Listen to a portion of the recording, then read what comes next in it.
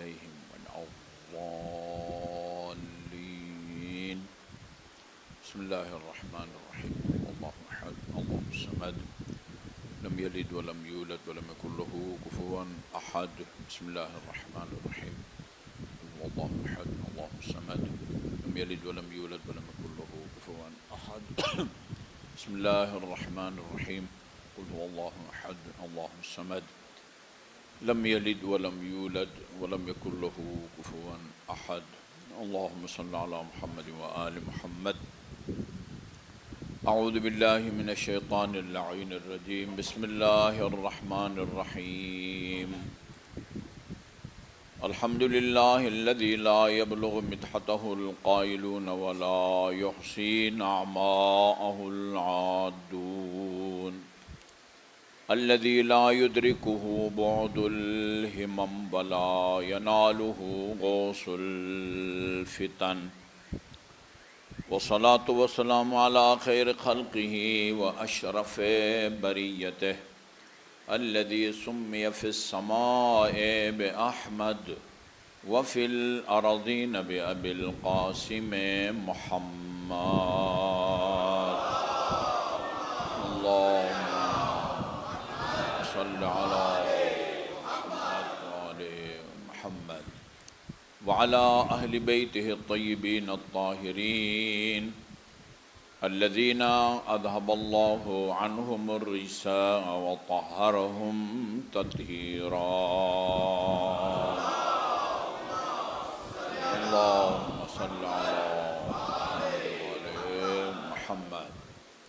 واللعن الأبدي على أعدائهم أجمعين. أما بعد فقال الله الحكيم. بسم الله الرحمن الرحيم. أفمن يهدي إلى الحق أحق أن يتبع أمن لا يهدي إلا أن يهدى ما لكم كيف تحكمون. درود بھیجیے محمد وآل محمد پر. اللهم صل على محمد وآل محمد. مومنین کرام، ابھی مجلس کا آغاز ہی ہوا ہے اور مومنین عزاداروں کی آمد مسلسل جاری ہے. مجھے بھی آگے جگہ نظر آ رہی ہے. اگر آپ تکلیف کریں، میں وہ اپنا ایک مخصوص طریقہ ہے آگے بلانے کا. میں امام زمان کا لقب جو ہے وہ بولوں گا، آپ سب اٹھیں گے اور سب جتنی گنجائش ہوگی آگے آئیں گے. بالحجت القائم.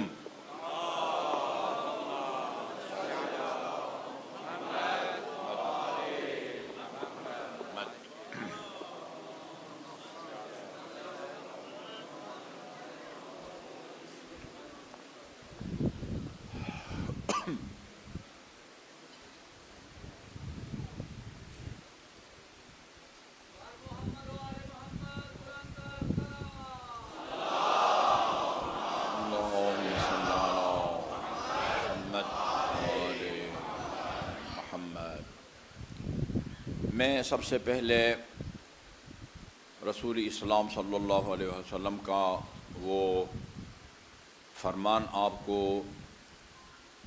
ایک دفعہ پھر سناؤں گا جو کئی دفعہ آپ کو سنا چکا ہوں. اور خدا کا حکم بھی ہے فذکر ان نفعت الذکریٰ فذکر فإن الذکریٰ تنفع المؤمنین. یادآوری وقتاً فوقتاً ہونی چاہیے. سورہ الرحمن میں اللہ تعالیٰ نے میرے خیال میں 27 دفعہ فرمایا ہے فَبِأَيِّ آلَاءِ رَبِّكُمَا تُكَذِّبَانِ. آپ کا فرمان ہے، ہر کوئی اس فرمان سے بہرمند ہو سکتا ہے. فرمایا لا يتكرم الرجل بكلمة حق اخذت بها الا وله اجر من عمل بها. جو کوئی حق کی بات کرے اور حق کی بات یا آپ کو قرآن میں ملے گی یا اہل بیت کے پاس ملے گی۔ امام جعفر صادق علیہ الصلوۃ والسلام کا فرمان ہے، اللہم صلی علی محمد وآل محمد۔ بہار الانوار کی جلد نمبر 5 میں ہے، کلما لم یخرج، ہم میں امام کے اس فرمان میں ذرہ برابر شک نہیں ہے، کلما لم یخرج من ھذا البیت، دین کی جو بات توحید سے متعلق ہو، عدل سے متعلق ہو، نبوت سے متعلق ہو، امامت سے متعلق ہو، قیامت کے سے متعلق ہو، عبادات ان میں نماز ہے، روزہ ہے، حج ہے، زکوٰۃ ہے، معاملات لین دین، خرید و فروخت ہو، نکاح طلاق ہو، اور جتنے بھی فقہ کے ابواب ہیں، کلما لم یخرج من ھذا البیت، دین کی جو بات بھی اس گھرانے سے نہ نکلے وہ غلط اور باطل ہے۔ چونکہ رسول خدا نے فرمایا ہے، انی تارک فیکم ثقلین کتاب اللہ وعترتی اہل بیتی ما ان تمسکتم بہما لن تضلوا بعدی۔ اگر موقع ملا تو پھر کسی مجلس میں عرض کروں گا کہ ثقلین سے تمسک کا مطلب کیا ہے۔ ابھی ایسے وہ کی سوچ بھی ابھی سوشل میڈیا کے ذریعے سامنے آ رہی ہے کہ اگرچہ رسول خدا نے فرمایا ہے انی تارکن فیکم ثقلین کتاب اللہ وعترتی ما ان تمسکتم بہما لن تضلوا بعدی، لیکن قرآن سے تمسک کا مطلب اور ہے اور اہل بیت سے تمسک کا مطلب اور ہے۔ قرآن سے تمسک کا مطلب یعنی اپنا دین قرآن سے لینا، اور اہل بیت سے تمسک کا مطلب اہل بیت سے محبت کرنا، ان کا احترام کرنا، ان سے پیار کرنا۔ یہ ابھی سوشل میڈیا پر باتیں یہ چل رہی ہیں، وہ ہم کبھی عرض کریں گے کہ صرف اہل بیت سے محبت آپ کو گمراہی سے بچانے کے لیے کافی نہیں ہے۔ خدا کے منکروں میں ہم آپ کو اہل بیت کے محب دکھا سکتے ہیں، رسول کے منکرین میں ہم آپ کو خدا کے یعنی اہل بیت کے محب دکھا سکتے ہیں۔ جی عیسائی ہیں بہت سارے، انہوں نے اہل بیت کے بارے میں کتابیں لکھی ہیں۔ لبنان کے ایک رائٹر گزرے ہیں، زیادہ عرصہ نہیں ہوا، آیت اللہ حکیم مرحوم اور آیت اللہ خوئی مرحوم کے زمانے تک وہ زندہ تھے، سلمان قطانی، سرچ کریں یوٹیوب پہ جائیں سرچ کریں، سلمان قطانی 25 کتابیں لکھی ہیں اہل بیت کے بارے میں۔ انہی دو بزرگ مراجع کے زمانے میں امیر المؤمنین کے بارے میں کتاب لکھنے کا مقابلہ ہوتا ہے، اس مقابلے میں یہ عیسائی رائٹر یہ پہلا انعام یہ بندہ حاصل کرتا ہے۔ اس کی کتاب ہے علی متراس و نبراس، ترجمہ یہ بنتا ہے، نام کا ترجمہ یہ بنتا ہے علی ایک مضبوط قلعہ اور روشن چراغ۔ جو آدمی اہل بیت کے بارے میں 25 کتابیں لکھتا ہے اور علی کے بارے میں کتاب لکھ کے پہلی پوزیشن حاصل کرتا ہے، آپ کا کیا خیال ہے اس کے دل میں علی کا احترام ہے یا نہیں ہے؟ اس کے دل میں علی کی محبت ہے یا نہیں ہے؟ یہ محبت اس کو نجات دے گی؟ یہ جنت میں جائے گا؟ نہیں بھائی، بھول جاؤ۔ اہل بیت کی محبت آپ کو گمراہی سے نہیں بچائے گی، اہل بیت کی اطاعت آپ کو گمراہی سے بچائے گی۔ اطاعت گمراہی سے بچاتی ہے، ٹھیک ہے جی۔ لا الرجل بکلمۃ حق اخذت بها، جو بھی کوئی بات کرے قرآن اور سنت کی روشنی میں، سنت کا مطلب بھی آپ کے ذہن میں ہونا چاہیے، سنت سنت سنت، قرآن سنت کانفرنس، قرآن و سنت کانفرنس، قرآن کا مطلب قرآن ہے، ہم سب کو پتہ ہے۔ سنت کا مطلب معصوم کا فرمان، معصوم کا عمل، معصوم کی تائید، علمی زبان میں تقریر کہتے ہیں، اس کا ترجمہ وہی تائید بنتا ہے۔ آپ کسی امام معصوم کے سامنے کوئی کام کریں، کوئی چیز کھا لیں اور وہ معصوم آپ کو اس چیز کے کھانے سے یا مخصوص لباس سے نہ روکیں نہ ٹوکیں، اس کا مطلب ہے کہ یہ عمل، اس لباس کا پہننا جائز ہے، اس چیز کا کھانا جائز ہے، ورنہ یقیناً معصوم خاموشی سے تماشائی نہیں بنتے کہ ان کے سامنے کوئی غلط کام ہو اور اس کو وہ نہ روکیں۔ قرآن اور سنت کی روشنی میں جو کوئی بات کرے گا، حق کی بات کرے گا، الا اجر من عمل بہا وأخذت بہا، جو حق کی بات کرے اور جو سامعین ہے یا مجمع ہے اس کی حق کی بات پر عمل کریں، اس حق کی بات کرنے والے کو بھی اتنا ہی اجر ملتا ہے جتنا اجر اس حق کی بات پر عمل کرنے والوں کو ملتا ہے۔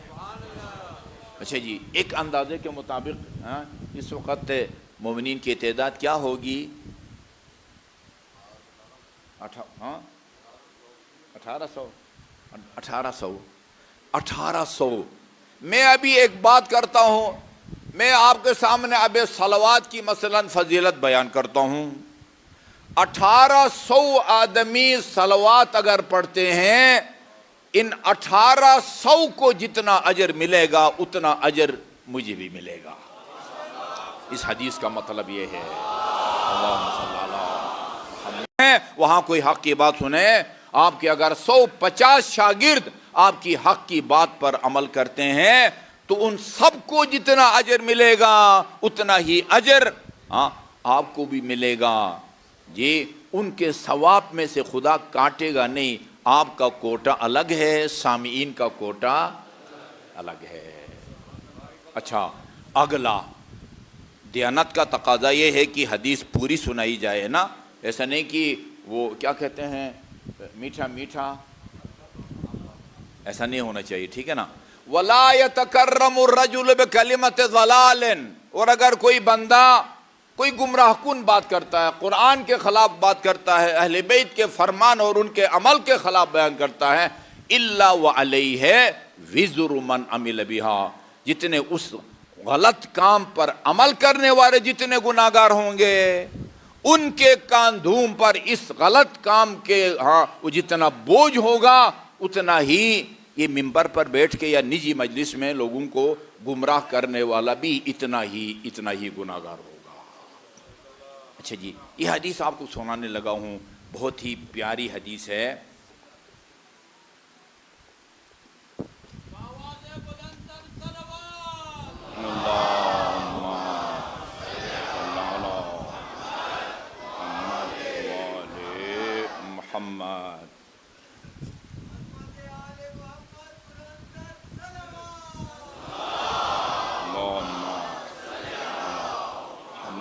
محمد، یہ بہار کی جلد نمبر 91 میں ہے، ارتقى النبی علی المنبر درجتاً۔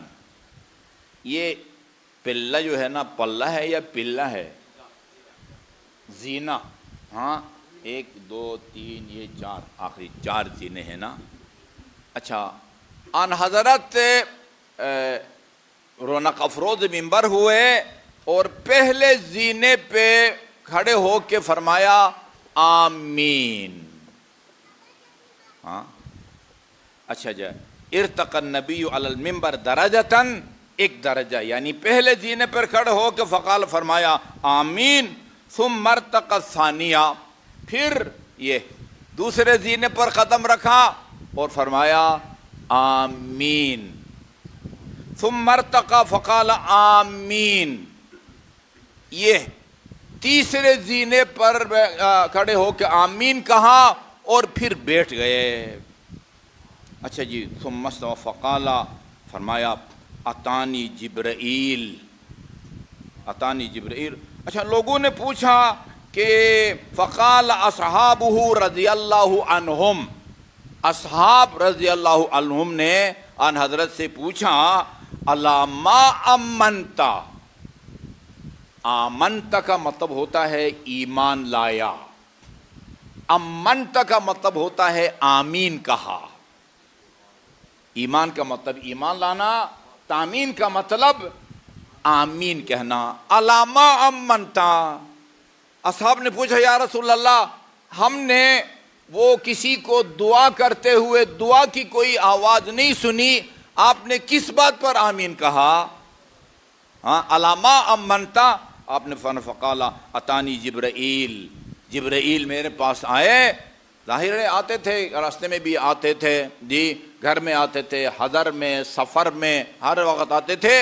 وہ ان حضرت اس کو دیکھتے بھی تھے، اس کی آواز بھی سنتے تھے، اور باقی نہ ان کو آواز آتی تھی اور نہ وہ نظر آتا تھا۔ ابھی پروگرام میں شامل نہیں تھا، موضوع میں شامل نہیں تھا، لیکن ذہن میں بات آ رہی ہے تو عرض کر دوں۔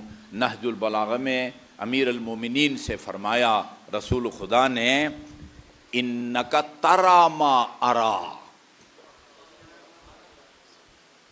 اصحاب کی مجمع میں جبرائیل نازل ہوتے تھے، وحی لے کے آتے تھے، احکام لے کے آتے تھے، کچھ نظر نہیں آتا تھا باقی لوگوں کو، نہ کچھ سنائی دیتا تھا، لیکن وہی وصول کرتے وقت آن حضرت پر ایک خاص کیفیت طاری ہوتی تھی۔ اس کو دیکھ کے اندازہ ہوتا تھا کہ ابھی وحی نازل ہو رہی ہے، لیکن وہ وحی کیا ہے، اس میں کون سا حکم نازل ہو رہا ہے، کسی کو کچھ سنائی نہیں دیتا تھا۔ مگر علی سے کہتے ہیں یا علی انک تری ما ارا، جو مجھے نظر آتا ہے علی تجھے بھی نظر آتا ہے۔ وَتَسْمَعُ مَا أَسْمَعُ، وَتَسْمَعُ مَا أَسْمَعُ، جو میں سنتا ہوں اس کو تو بھی سنتا ہے، لیکن مجھ میں اور تجھ میں فرق یہ ہے إِلَّا أَنَّكَ لَسْتَ بِنَبِي، تو نبی نہیں ہے، تو نبی نہیں ہے۔ جی آتے تھے جبرائیل، فرمایا اتانی جبرائیل، ابھی ابھی جبرائیل میرے اوپر نازل ہوئے، فقال رغم انف امرأ ذکرت عنده فلم يصل علیک۔ جبرائیل نے یہ دعا کی، یا بد دعا کہنی چاہیے، وہ آدمی رحمت خدا سے دور ہو جو آپ کا نام سنے اور سن کے آپ اور آپ کی آل پر صلوات نہ بھیجے۔ یہ دعا کی جبرائیل نے، اللہم صلی علی محمد وآل محمد۔ ویسے تو لفظی ترجمہ ناک رگڑنے کے معنی میں آتا ہے، رغم انف یعنی ناک رگڑنے کے معنی میں آتا ہے۔ محاورتی ترجمہ علماء نے کیا ہے، یعنی وہ آدمی رحمت خدا سے دور ہو جو آپ کا نام سن کے آپ اور آپ کی آل پاک پر صلوات نہ بھیجے۔ جبرائیل کے اس دعا یا بد دعا کے مقابلے میں نے آمین کہا۔ اچھا جی، دوسرے زینے پر کون سی دعا سنی اور آپ نے آمین کہا؟ فقالا، دوسرے نے فرمایا رغم، دیا فقلت آمین، فقالا رغم انف من ادرک ابویہ فلم يدخل الجنت۔ ہم سب کے لیے اور خصوصاً ان مومنین کے لیے جن کے والدین بقید حیات ہیں اور زندہ ہیں، ہماری دعا ہے اللہ تعالیٰ ان کے والدین کو صحت اور طول عمر دے۔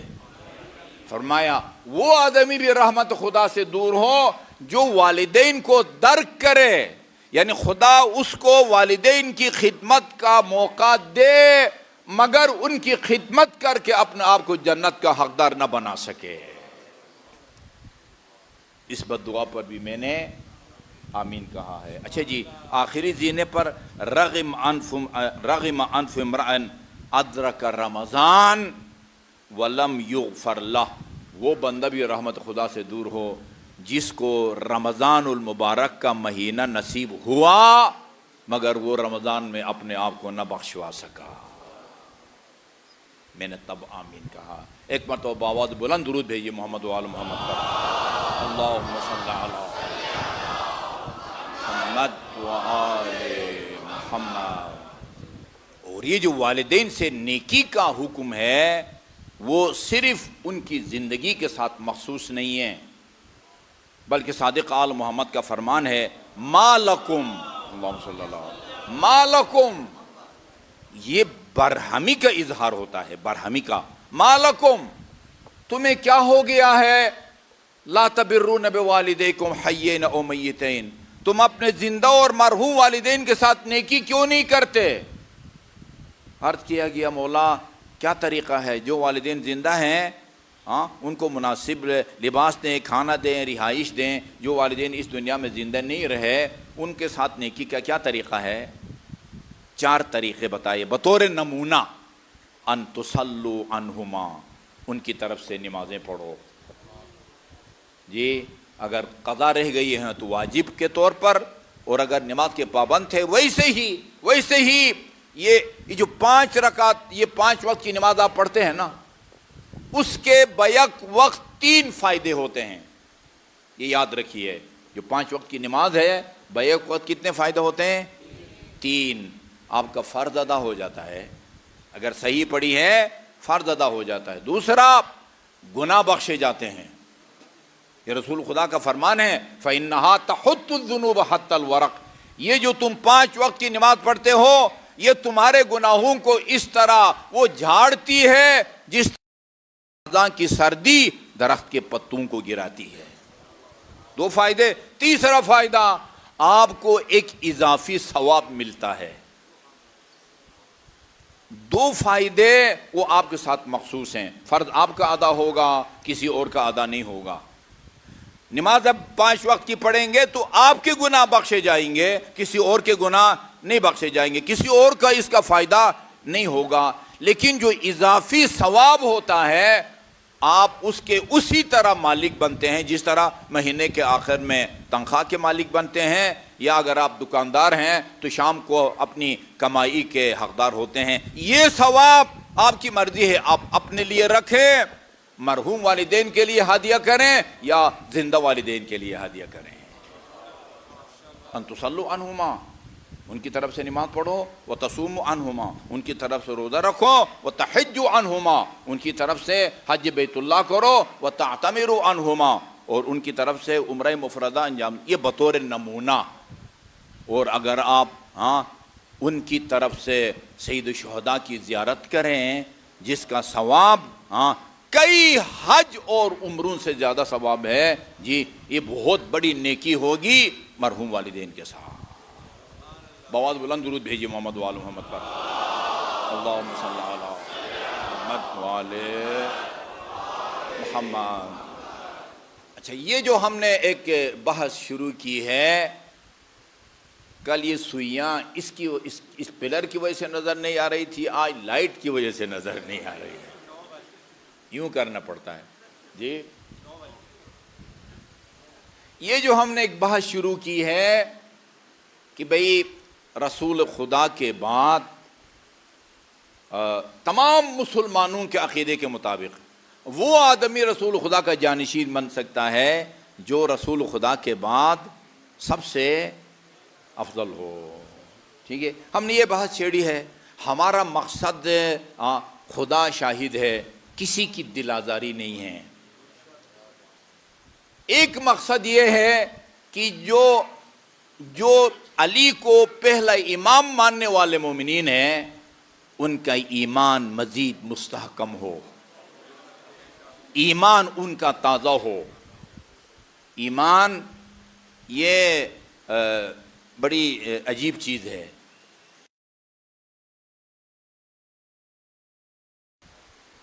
اس میں کمی بیشی بھی ہوتی ہے، اور بعض اوقات انسان ایمان کی نعمت سے محروم بھی ہو جاتا ہے۔ اصول کافی میں ایک باب ہے کتاب المستعارین، ان لوگوں کا باب یا فصل جن کا ایمان عارضی اور ٹمپریری ہے، کچھ عرصے کے لیے ہے، لیکن بعض اوقات وہ ایمان کی نعمت سے محروم ہو جاتے ہیں۔ بعض گناہ ایسے انسان سے سرزد ہو جاتے ہیں جس کی وجہ سے انسان جی اپنے صحیح عقیدے سے وہ دستبردار ہو جاتا ہے۔ ان حضرت کا ایک ہمسایہ وہ مرض الموت میں مبتلا ہوا، تقریباً جان کنی اس کی قریب تھی۔ لوگوں نے ان حضرت کو بلایا، یا رسول اللہ آپ تشریف لائیں، یہ جان کنی کا مرحلہ بڑا سخت ہوتا ہے، آپ تشریف لائیں گے یہ اس جان کنی کا مرحلہ اس کے لیے آسان ہوگا۔ آپ آئے اور اس کے سرانے پر آ کے بیٹھ گئے۔ یہ بہار الانوار کی جلد نمبر 5 میں لکھا ہوا ہے۔ اس کے قریب بیٹھ کے فرمایا قل لا الہ الا اللہ، کلمہ پڑھ، نہیں پڑھ سکا۔ یہ نہیں کہ اس کو آتا نہیں تھا، کہتا نا ہمارے کسی فوجی نے پتہ نہیں کسی ہندو کو قیدی بنایا اور پکڑ کے اس کو کہا کہ وہ کلمہ پڑھو، تو کہا کہ آپ مجھے پڑھائیں، تو اس نے کہا مجھے خود نہیں آتا۔ زندگی میں اس نے لا الہ الا اللہ نہیں سیکھا تھا، یقیناً سیکھا تھا، رسول خدا کے کہنے پر زبان پر کلمہ توحید جاری نہیں کر سکا۔ لوگ سمجھے کہ اب گویائی کی طاقت ختم ہو گئی ہے، کمزوری کی وجہ سے اب زبان کام نہیں کر رہی ہے، لیکن رسول خدا سمجھتے تھے کہ ابھی بولنے کی اس میں طاقت ہے، اگر نہ سمجھتے تو حکم نہ دیتے۔ یہ آپ کا فرمانا کہ قل لا الہ الا اللہ، یہ اس بات کی دلیل اور ثبوت ہے کہ آپ کی نظر میں وہ بول سکتا تھا، اس لیے حکم دیا۔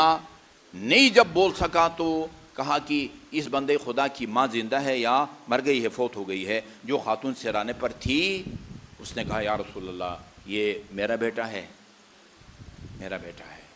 وہ لمحہ فکریہ ہے یہ، کہا کہ اپنے اس بیٹے سے کہیں ناراض تو نہیں ہو؟ یا رسول اللہ آپ ناراضگی کی بات کرتے ہیں، میں 6 مہینے سے اس سے باتیں نہیں کرتی، 6 مہینے سے۔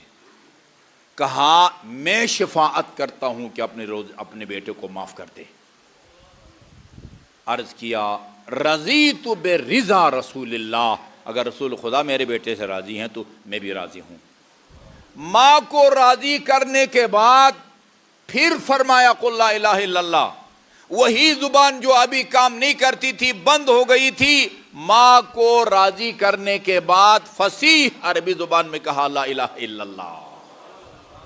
پتہ چلا بعض اوقات گناہ باعث بنتے ہیں کہ انسان وقت آخر، اس سے بڑی اور بدبختی کیا ہو سکتی ہے کہ وقت آخر زبان پر کلمہ لا الہ الا اللہ جاری کرنے کی توفیق سلب ہو جائے۔ یہ بات گناہ سبب بنتے ہیں۔ یہ ہم اس لیے عرض کر رہے ہیں کہ تاکہ جو مومنین ہیں، امامیہ یعنی جو 12 اماموں کے قائل ہیں، آپ کا نام جہاں جعفری ہے، شیعہ ہے، شیعہ کا دائرہ وسیع ہے، شیعوں کے 6 فرقے ہیں، اسماعیلیہ بھی ہے، زیدیہ بھی ہے، کیسانیہ بھی ہے، جارودیہ بھی ہے، پتہ نہیں فتحیہ بھی ہے، اور وہ پتہ نہیں کوئی زیدیہ بھی ہے۔ آپ اثنا عشری ہیں۔ علی سے لے کر امام زمان تک 12 ہستیوں کو جو امام مانے ان کو امامیہ اثنا عشری کہتے ہیں۔ امامیہ اثنا عشری کا ایمان مضبوط ہوگا، ایمان تازہ ہوگا، لیطمئن قلبی،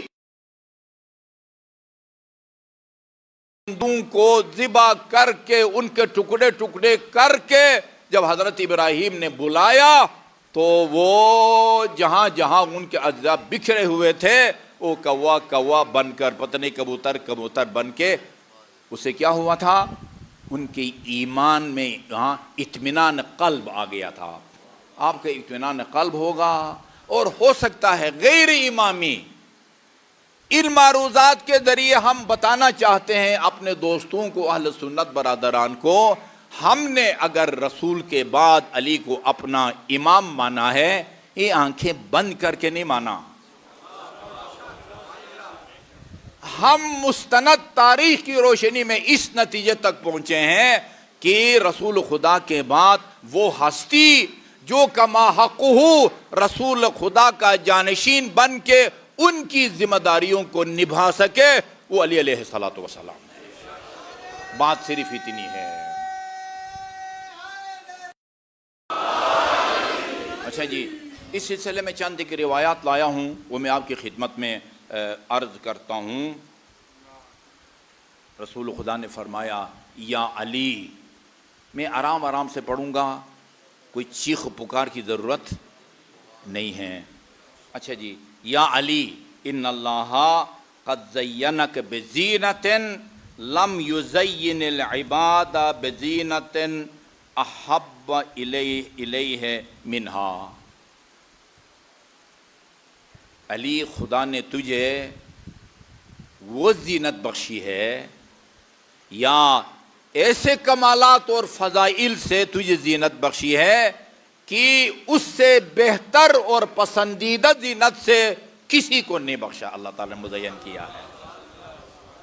بات سمجھ آ گئی نا؟ اردو صحیح نہیں آتی ہے، پتہ نہیں میں سمجھا پایا ہوں نہیں پایا۔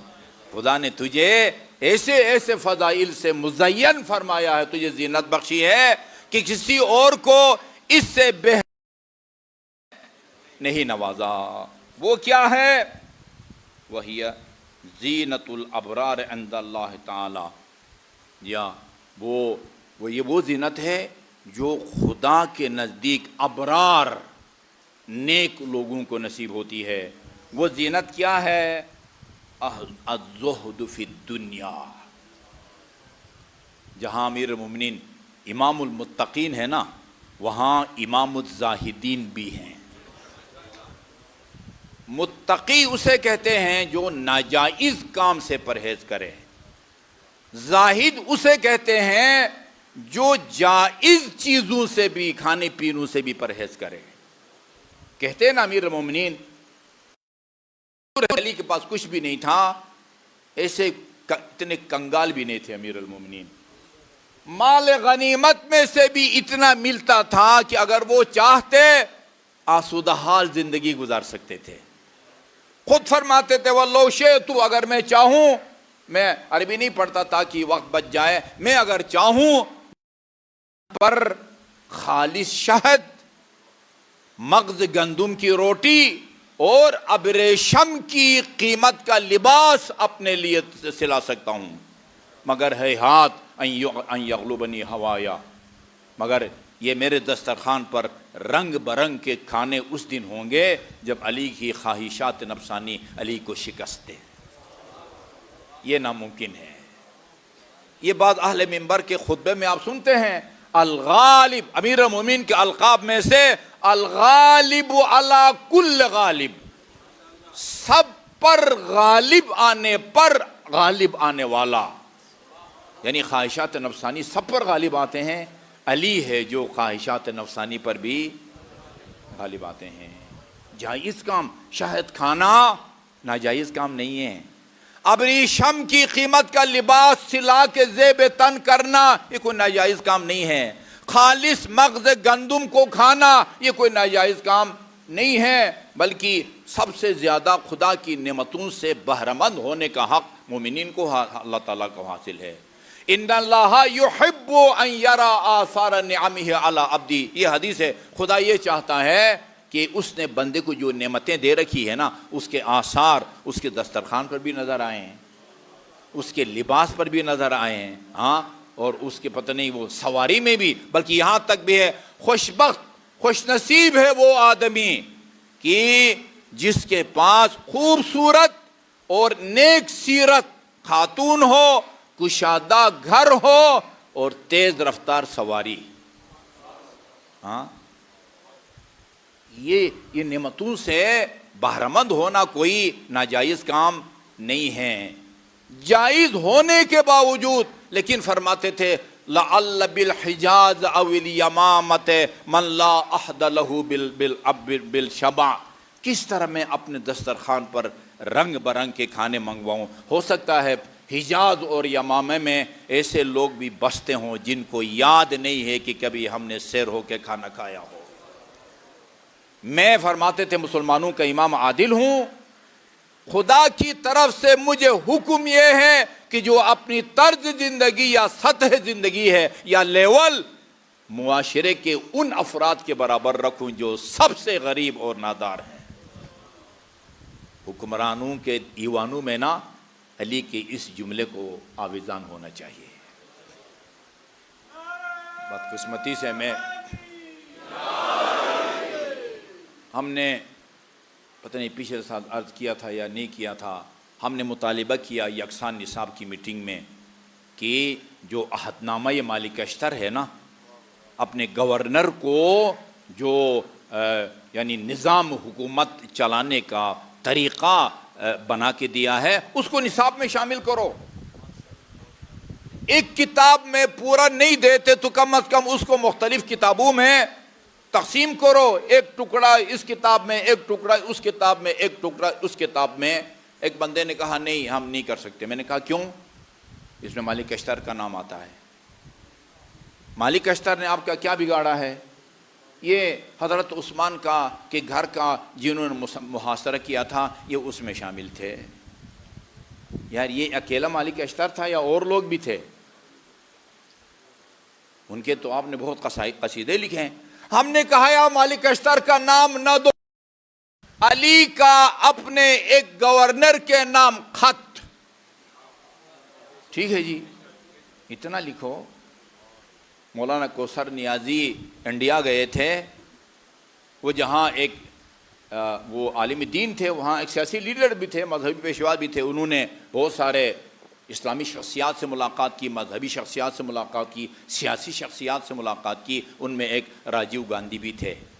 مولانا کوثر نیازی نے انڈیا کے دورے سے واپس آنے کے بعد جنگ اخبار میں آرٹیکل لکھا تھا، اس کے اندر یہ واقعہ لکھا ہے۔ کہا میں نے راجیو گاندھی صاحب سے پوچھا اسلام میں ایک شخصیت گزری ہے جس کا نام علی ابن ابی طالب ہے، راجیو صاحب آپ اس سے متعارف ہیں، جانتے ہیں؟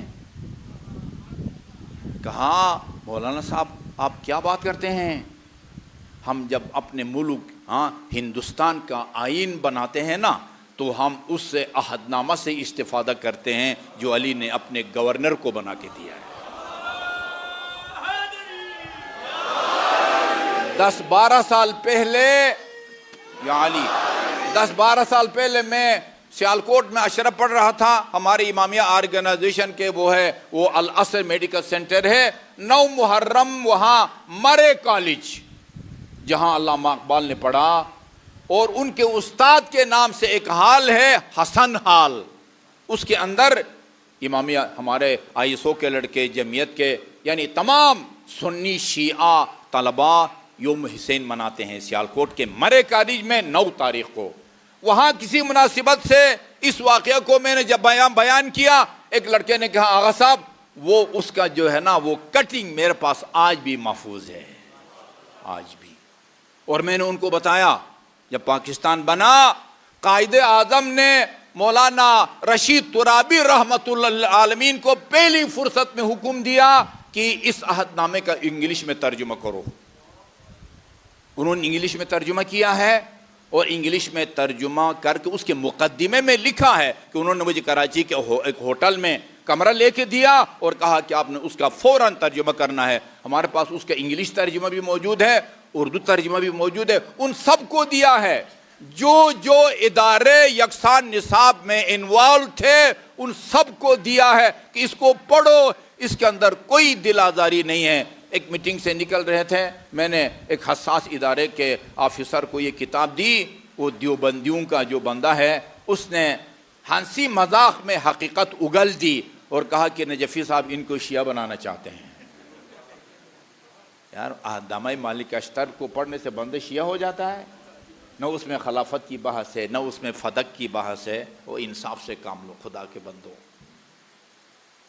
بس کافی چھپائے گئے علی کے فضائل، اس سے زیادہ جو ہے نا وہ چھپانے کی کوشش مت کرو۔ درود بھیجے محمد وآل محمد پر۔ اللہم صلی علی محمد وآل محمد۔ زاہد کسے کہتے ہیں؟ جس لباس کا پہننا جائز ہے وہ نہیں پہنتا، اپنے دسترخوان پر جن کھانوں کو لا کے ان سے استفادہ کرنا جائز ہے ان سے پرہیز کرتا ہے، اس کو کیا کہتے ہیں؟ زاہد۔ حرام کام سے بچنے والا اس کو متقی کہتے ہیں۔ غربا کے حالات کو دیکھ کے اپنے آپ کو بچانے والا یہ زاہد کہلاتا ہے۔ یہ کوئی معمولی بات نہیں ہے۔ کہا کہ الزہد فی الدنیا، یہ خدا نے تجھے دنیا میں زہد کی زینت سے نوازا ہے۔ اس کے بعد عجیب جملہ ہے، میرے پاس ٹائم نہیں ہے ایک ایک جملہ کی وضاحت کروں۔ جعلک لا ترضى عن الدنیا شیئا ولا ترضى الدنیا منک، خدا نے تجھے ایسا بنایا ہے کہ نہ تو نے دنیا سے کچھ لیا نہ دنیا تجھ سے کچھ لے سکی۔ نہ تو دنیا تجھ سے کچھ لے سکی ہے نہ تو نے دنیا سے کچھ لیا ہے. جی ہاں، وَهَبَ لَكَ حُبَّ الْمَسَاکِین. اور یہ میں آپ کی خدمت میں عرض کروں، یہ جتنے فضائل بھی امیر المومنین کا آپ کی خدمت میں عرض کروں گا، یہ تمام ہمارے اہل سنت برادران کے معتبر اور مستند کتابوں سے آپ کی خدمت میں عرض کرنے لگا ہوں. جی، اس کے بعد فرمایا جعل لک حب المساکین. خدا نے ایک اور چیز سے جو ہے نا تجھے زینت بخشی ہے، وہ یہ ہے کہ تیرے دل میں مسکینوں کی محبت رکھتی ہے. تیرے دل میں مسکینوں کی محبت رکھتی ہے. جعلک ترضی بہم اتباعا. ان کو اپنا پیروکار سمجھ کے تو خوش اور راضی ہوتا ہے. وَيَرْضَوْنَ بِكَ اماما. اور مساکین تجھے اپنا امام مان کے خوش اور راضی ہوتے ہیں. جی اچھا جی، دوسری روایت بھی عرض کرتا ہوں، پتہ نہیں اس کا وقت بچتا ہے یا نہیں بچتا. فرمایا ان اللہ عہد الی فی علی عہدا. فرمایا اللہ تعالیٰ نے علی کے معاملے میں مجھ سے ایک معاہدہ کر رکھا ہے. ایگریمنٹ ہوا ہے میرے اور خدا کے درمیان. کس کے بارے میں؟ علی کے بارے میں. اچھا، راوی کہتے ہیں میں نے عرض کیا یا فقلت یا رب ہاں وہ کون سا ہے؟ قالا اسمع. یاد رکھو خدا علی جو ہے نا وہ ہدایت کا پرچم ہے. یہ ایسی ڈکشنری والا ترجمہ کر کے آگے جانے والی بات نہیں ہے. ہدایت کا پرچم ہے. ہدایت کا پرچم کا مطلب کیا ہوتا ہے؟ اشارہ ہے، کنایہ ہے کہ ہدایت علی سے ملتی ہے. جی، وہ رایت الہدا ہے اور وہ امام اولیائی. خدا فرماتا ہے علی جو ہے نا میرے ولیوں کا امام ہے. جی، ولیوں کا امام ہے. نور من اطاعنی. خدا فرماتا ہے جو میری اطاعت کرتے ہیں نا علی ان کے لیے نور ہے. من احبہ فقد احبنی. خدا فرماتا ہے دیکھو جو علی سے محبت کرے اس نے گویا مجھ سے محبت کی ہے. ومن اطاعہ فقد اطاعنی. جس نے علی کی اطاعت کی اس نے میری اطاعت کی ہے. فبشرہ بذالک. یہ کون کہہ رہا ہے؟ رسول نہیں، خدا کہتا ہے کہ علی رایت الحق ہے وغیرہ وغیرہ. اور پھر جس نے علی سے محبت کی اس نے مجھ سے محبت کی، اور جس نے علی کی اطاعت کی اس نے میری اطاعت کی. اس کے بعد رسول خدا سے اللہ تعالیٰ فرماتا ہے فبشرہ. علی کو اس بات کی بشارت دے دو کہ وہ رایت الحق ہے. جس نے علی سے محبت کی اس نے مجھ سے محبت کی ہے، اور جس نے علی سے کی اطاعت کی اس نے میری اطاعت کی ہے. دیا فقلت قد بشرتہ یا رب. رسول خدا فرماتے ہیں یا رسول اللہ میں نے تیرے حکم کی تعمیل کی ہے. علی کو اس بات کی میں نے بشارت دے دی ہے. فقالا تو علی نے کیا جواب دیا آگے سے؟ جب رسول خدا نے اللہ کا یہ پیغام یا علی تک پہنچایا، علی کا آگے سے رد عمل کیا تھا؟ علی کی انکساری اور تواضع کو دیکھیں. اس خوشخبری کو سن کے علی نے کیا فرمایا انا عبداللہ. میں خدا کا بندہ ہوں. وفی قبضتہ. میری جان اس کے قبضے قدرت میں ہے. یہ انداز ہوتا ہے کسی کے دل و دماغ میں یہ واہمہ نہ آئے کہ علی اور اولاد علی سے کوئی گناہ کبیرہ یا صغیرہ سرزد ہوتا ہے. یہ معصوم عن الخطا ہیں. معصوم بندہ اپنی کوشش اور جد و جہد کے ذریعے نہیں بنتا. خدا اس کو معصوم بناتا ہے جس کو کوئی نبوت یا امامت یا رسالت جیسا عہدہ دینا ہو. جی، یہ طریقہ ہوتا ہے. رسول خدا بھی استغفار کرتے تھے. حکم ہے رسول خدا کے لیے استغفر لنفسک وللمؤمنین، میرے حبیب اپنے لیے بھی طلب مغفرت کرو اور مومنین کے لیے بھی طلب مغفرت کرو. یہ اس حبیب سے، اس رسول سے کہا جا رہا ہے جو ہمارے عقیدے کے مطابق عالم ارواح میں نبیوں کے مربی تھے. نبیوں کے مربی سے کہا جا رہا ہے قرآن کے اندر استغفر لنفسک وللمؤمنین، اپنے لیے بھی طلب مغفرت کرو اور مومنین کے لیے بھی طلب مغفرت کرو. اچھا جی، فرماتے ہیں امیر المومنین کی میں خدا کا بندہ ہوں، میری جان اس کے قبضے قدرت میں ہے. فَإِن يُعَذِّبْنِي فَبِذُنُوبِي، وہ اگر مجھے عذاب دے گا تو میرے گناہوں کی وجہ سے وہ مجھے عذاب دے گا. یہ گناہ کرنے کا حقیقی معنوں میں اعتراف نہیں کرتے. روش انبیاء کی یہی ہے، روش معصومین کی یہی ہے. یا وَإِن لَمْ يَظْلُمْ وَلَمْ يَظْلُمْ شَيْئًا، کوئی زیادتی نہیں ہوگی خدا کی طرف سے. وَأَن يَتُمَّ لِي مَا وَعَدَنِي فَهُوَ أَوْلَىٰ، اور اگر خدا نے مجھے ان نعمتوں سے نوازا کہ جس کا اس نے مجھ سے وعدہ کیا ہے، یہ اس کے ذات کی شایع نشان ہے. جو وعدے اس نے مجھ سے کیے ہیں اس کو اگر پورا کرتا ہے، یہ اللہ تعالیٰ کی شایع نشان ہے، یہ اس کا فضل ہے، کرم ہے اور اس کا یہ تفضل ہے. یا وَقَدْ دَعَوْتُ لَهُ فَقُلْتُ اللَّهُمَّ، اچھا وَقَدْ دَعَوْتُ لَهُ، اور پھر رسول خدا فرماتے ہیں کہ میں نے علی کے حق میں دعا کی ہے، اور دعا کیا کی ہے؟ اللہم اجل قلب،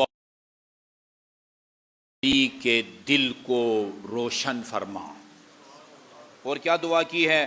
وَاجْعَلْ رَبِيعَهُ الْإِيمَانُ بِكَ، وَاجْعَلْ رَبِيعَهُ الْإِيمَانُ بِكَ، اور تیری ذات پر ایمان لانے کو علی کے لیے بہار قرار دے. تو جو ہے تیری ذات پر ایمان لانے کو علی کے لیے بہار قرار دے دیا. قالا، خدا نے میرے سوال کے جواب میں فوراً فرمایا میرے حبیب تیری اس دعا کو میں نے قبول کر لیا ہے. جی، تیری دعا کو میں نے قبول کر لیا ہے.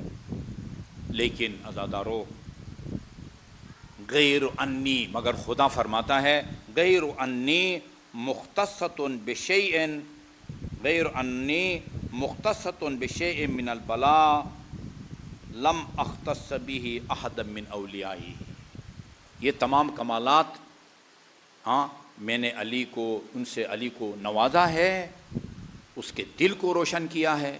میری ذات پر ایمان کو میں نے علی کے لیے بہار قرار دیا ہے، مگر علی کو ایسی آزمائشوں سے گزرنا ہوگا کہ جو صرف علی کے ساتھ مخصوص ہے. جی، رسول خدا فرماتے ہیں فقلت یا رب اخی و صاحبی، خدایا علی میرا بھائی ہے، میرا ساتھی ہے، اسے آزمائشوں سے دوچار نہ کر. قالا انہ سبق فی علمہ انہ لمبتلا، یہ بات میرے علم میں آ چکی ہے، علی نے ہر حالت میں بلاؤں سے گزرنا ہے، مصائب سے گزرنا ہے، ہاں، اور آزمائشوں سے گزرنا ہے. میرے ذہن میں آج کچھ اور تھا. یہ جو بلا ہے نا، یہ بلا کا ذکر، اس نے میرے ذہن کا رخ تبدیل کیا ہے. آپ ذرا علی کے حالات و زندگی کو پڑھیں. کب سے علی نے امتحانات دینا شروع کیے؟ کب سے؟ آپ کہہ سکتے ہیں بچپن سے لے کر مسجد کوفہ کے 21 رمضان تک علی کی زندگی آزمائشوں میں گزری ہے. رسول خدا کی زندگی میں بھی آزمائشیں ہیں. شب ہجرت بستر رسول پر سونا، ہاں، یہ آزمائش ہے. صفین آتے وقت یا جاتے وقت امیر مومنین کربلا سے گزرے، اور گزرنے کے بعد جابر بن عبداللہ انصاری تھے، امیر المومنین کی زبان مبارک سے نکلا، صبرن یا ابا عبداللہ، صبرن یا ابا عبداللہ، صبرن یا ابا عبداللہ۔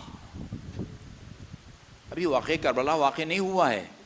عرض کیا یا امیر المومنین، یہ کس کو آپ صبر، کون ابا عبداللہ ہے، کس کو صبر کی ترغیب اور تشویق کر رہے ہیں؟ فرمایا یہ وہ زمین کا ٹکڑا ہے، یہ ادھر میرے عباس کا خیمہ لگے گا، یہاں میرے اکبر کا خیمہ لگے گا، یہاں میرے قاسم کا خیمہ لگے گا، ہاں یہاں پر 6 مہینے کا بچہ ذبح ہوگا، یہاں میرے حسین کو پس پش سے ذبح کیا جائے۔ ایک کا بتایا، ایک کا۔ روایت کہتی ہے اتنا دیر تک روئے، غشی طاری ہو گئی امیر المومنین پر۔ امام کی مظلوم کربلا کی شہادت سے پہلے اس منظر کو یاد کر کے اتنا روئے کہ غشی طاری ہو گئی ہے۔ اور یہ آپ تعجب نہ کریں، امام کی رحلت کے بعد جناب ام سلمہ روتی ہیں، اور کسی نے پوچھا کیوں رو رہی ہے؟ فرمایا ابھی کی بات ہے، رسول خدا کو میں نے خواب میں دیکھا، بال پراگندہ تھے اور بالوں پر آپ نے خاک مٹی ڈالی ہوئی تھی۔ میں نے پوچھا یا رسول اللہ یہ آپ کی کیا حالت دیکھ رہے آ رہا ہوں؟ فرمایا کیا دیکھ رہی ہوں؟ فرمایا ابھی اپنے نواسے کو قتل ہوتے ہوئے دیکھ کے وہ کربلا کے وہ قیامت خیز منظر وہ رسول سے پوشیدہ تھے، علی سے پوشیدہ تھے، خاتون جنت سے پوشیدہ تھے؟ نہیں، وہ نظر آ رہے تھے ان کو۔ کہا ابھی اپنی آنکھوں سے دیکھا ہے کہ میرے نواسے کو امت نے بے جرم و بے خطا اور فرات سے چند قدم کے فاصلے پر تشنہ لب شہید کر دیا۔ یہ آزمائشیں ہیں، اور یہ میں آپ کو بتاؤں یہ ساری باتیں مصحف فاطمہ، بہار الانوار نے اصول کافی کی پہلی جلد میں مصحف فاطمہ کا ذکر ہے، اور اس میں یہ تفصیل سے لکھا ہوا ہے جب رسول خدا کا وصال ہوتا ہے جناب فاطمہ غمزدہ رہتی تھی، مغموم رہتی تھی، آپ کی دلجوئی کے لیے جبرائیل آتے تھے اور آپ کی کیفیت متغیر ہوتی تھی۔ امیر المومنین نے پوچھا کہ دختر پیغمبر یہ آپ کی میں کیا حالت دیکھ رہی ہوں؟ کہا کہ مجھ پر جبرائیل آتے ہیں اور آئندہ میری اولاد پر جو ظلم و ستم ہوں گے، مستقبل کے واقعات کی خبر دیتے ہیں۔ امیر المومنین نے فرمایا اب کہ جب آئے مجھے بتائیے گا۔ وہ جب آتے تھے خاتون جنت بتاتی جاتی تھی، علی املا کی صورت میں لکھتے جاتے تھے جس کا نام مصحف فاطمہ ہے۔ ایک چھوٹی بات علی کو بھی معلوم تھی اور جناب خاتون جنت کو بھی یاد تھی۔ مصر کی خاتون رائٹر بنت شاطی، ڈاکٹر بنت شاطی، وہ اپنی کتاب بطلۃ کربلا، عربی میں ہے، کربلا کی شیر دل خاتون کے نام سے اس کا اردو میں ترجمہ بھی ہوا ہے، ہو سکتا ہے آپ میں سے کسی کے پاس ہو۔ اس میں وہ لکھتے ہیں کہ علی اپنی زندگی میں اپنی بیٹی زینب کو درس قرآن دے رہے تھے اور مستقبل کے واقعات کی پیشگوئی کر رہے تھے، بتا رہے تھے۔ میں کہتا ہوں اسی مصحف فاطمہ کی روشنی میں شاید اپنی بیٹی کو کچھ بتا رہے تھے، ان مستقبل کے خوشگوار ناخوشگوار واقعہ کو بیان کر رہے تھے۔ کربلا کا تذکرہ آ گیا۔ 10 محرم کو پہلے اصحاب شہید ہوں گے، پھر بنی ہاشم کے جوان شہید ہوں گے، عصر عاشور کو امام کو شہید کیا جائے گا۔ اس کے بعد وہ لکھتے ہیں کہ وہ علی بتانا چاہتے ہیں کہ عصر عاشور کے بعد شام غریبان میں کیا ہوگا، لیکن اس خیال سے کہ شاید بیٹی نہ سن سکے، بول نہیں سکے، اور جناب زینب کو اندازہ ہو گیا کہ بابا کچھ بتانا چاہتے ہیں کہ ہمارے ساتھ یہ اشقیاء بھائی کی شہادت کے بعد، عباس کی شہادت کے بعد کیا سلوک کریں گے۔ فرماتی ہیں بابا جو قیامت خیز باتیں آپ مجھ سے چھپا رہے ہیں نا، وہ ساری باتیں میں اپنے مادر گرامی سے سن چکی ہوں۔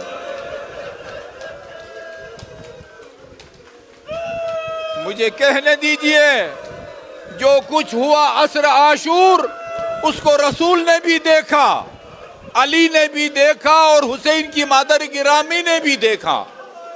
شام غریبان میں جو ظلم اور ستم کے پہاڑ توڑے گئے اس کو رسول نے بھی دیکھا، علی نے بھی دیکھا اور خاتون جنت نے بھی دیکھا۔ کیا ہوا؟ بہت معذرت کے ساتھ اگر امام جعفر صادق کا یہ فرمان نہ ہوتا نا، ہم پر نازل ہونے والی مصیبت، کوئی ظلم ہمارے شیعوں سے، ہمارے عزاداروں سے مت چھپاؤ، بیان کرو تاکہ پتہ چلے کہ اسلام کی خدمت میں علی کی بیٹیوں کا کیا کردار ہے۔ چلنا چاہیے دنیا کو۔ مختار کا جب انقلاب آیا نا، مختار کا، اور قاتلان حسین سے انتقام بدلے کا سلسلہ شروع ہوا، پوچھا جاتا تھا ان ظالموں سے، ان کے ظلم کے مطابق ان کو سزا دی جاتی تھی۔ مختار وہ ثقفی کا ایک کمانڈر تھا جس کا نام مالک اشتر کا بیٹا تھا، ابراہیم بن مالک اشتر، وہ گویا کمانڈر آفیسر تھا مختار ثقفی کا۔ اس کی عدالت میں بہت معذرت خواہ ہوں، ابجر بن کعب ملعون کی پیشی ہوتی ہے۔ کہا ظالم بتاؤ کربلا میں تم نے کیا ظلم کیے ہیں؟ قسمیں کھائی میں نے کسی کو شہید نہیں کیا، کسی کو قتل نہیں کیا۔ کہا کہ اور بھی ظلم و ستم ہو رہے ہیں، کسی کو تو نے لوٹا ہو، اور کسی کو کوئی تماچا مارا ہو۔ وہ ظلم سرزد ہوا تھا اس ملعون سے۔ اس کے بعد اگر آسمان زمین پر گر جاتا اور زمین پھٹ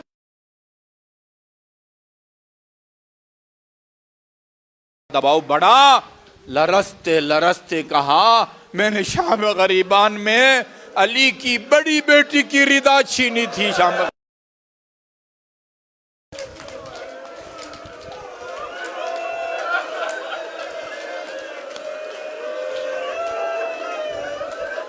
میں نے شام غریبان میں خیموں میں داخل ہو کے علی کی بڑی بیٹی کی رضا چھینی تھی۔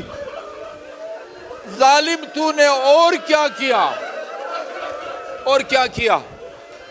کہا میں نے علی کی بیٹی کی رضا چھیننے کے بعد علی کی بیٹی کی بالیوں کو گوشواروں میں ہاتھ میں لیا اور اس زور سے اپنی طرف کھینچا، یہ خونالود بالیاں میرے ہاتھ میں آ گئی۔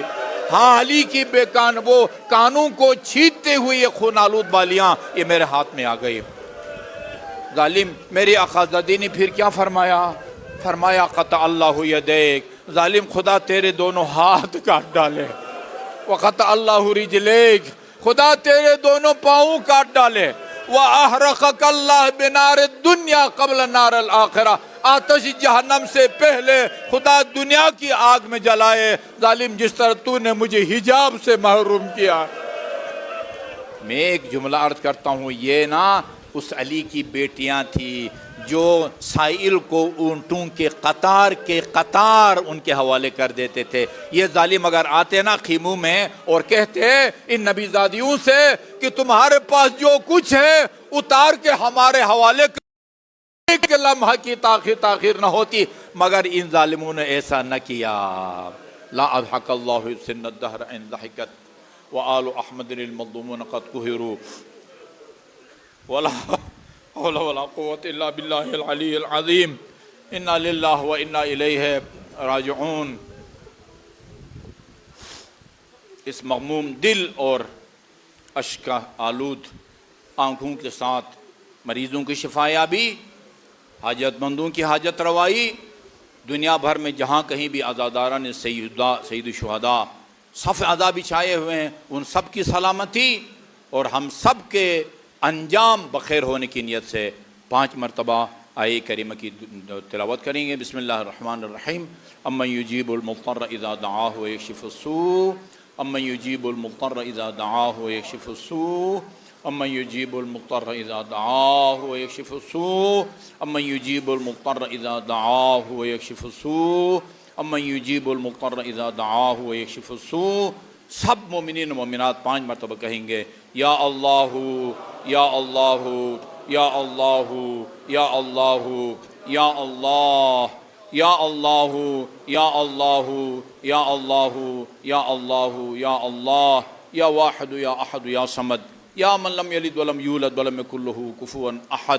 بفاطمة وأبيها وبعلها وبنيها وبالسر المستودع فيها۔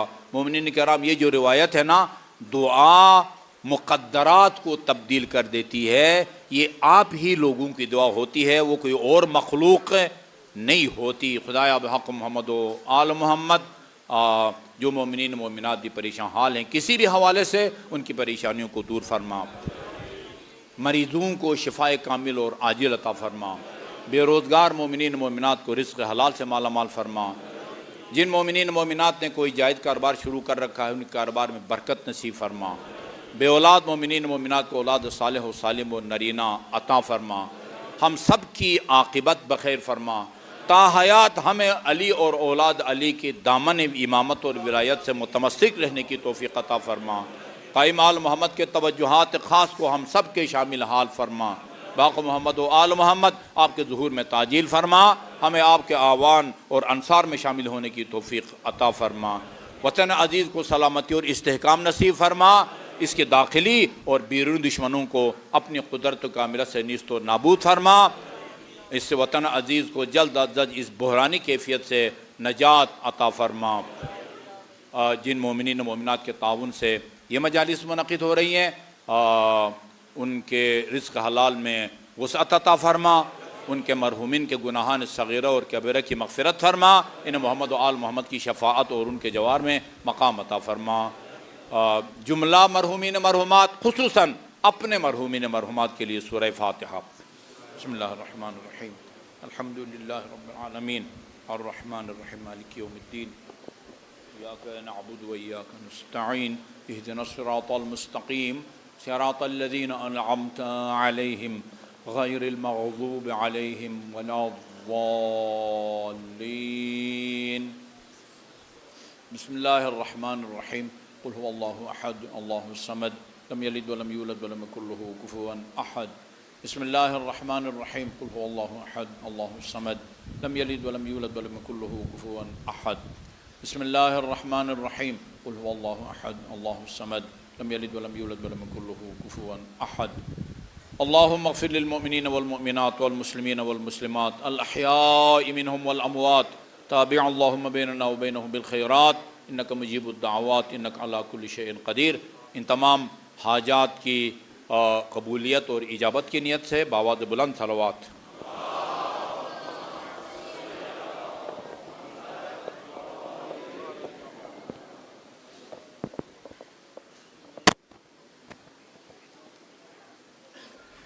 السلام علیک یا نبی اللہ، السلام